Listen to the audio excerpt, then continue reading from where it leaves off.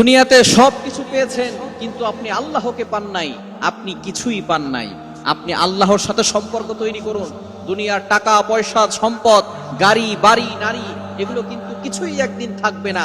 আল্লাহর সাথে যদি আপনি সম্পর্ক করতে না পারেন, তাহলে আপনি দুনিয়াতে সবকিছু পাওয়ার পরে আপনি একজন ফেইলার ম্যান হবেন, আপনি একজন ব্যর্থ ম্যান হবেন।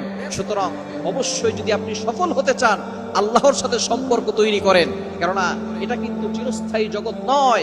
আমাদেরকে একটা জগতে যেতে হবে, সেটা হচ্ছে চিরস্থায়ী। সেটা শুরু হবে কবর জগৎ থেকে, এরপরে হাসর জগৎ শুরু হয়ে যাবে। চিরস্থায়ী সেই জগতে ভালো থাকার জন্য দুনিয়াতে আল্লাহর সাথে সম্পর্ক তৈরি করেন, তাহলে আখিরাতে ভালো থাকতে পারবেন। সুতরাং দুনিয়ার টাকা পয়সার পিছনে না ছুটে, দুনিয়ায় গাড়ি বাড়ির পিছনে না ছুটে, নারীর পিছনে না ছুটে আল্লাহর সাথে সম্পর্ক করেন।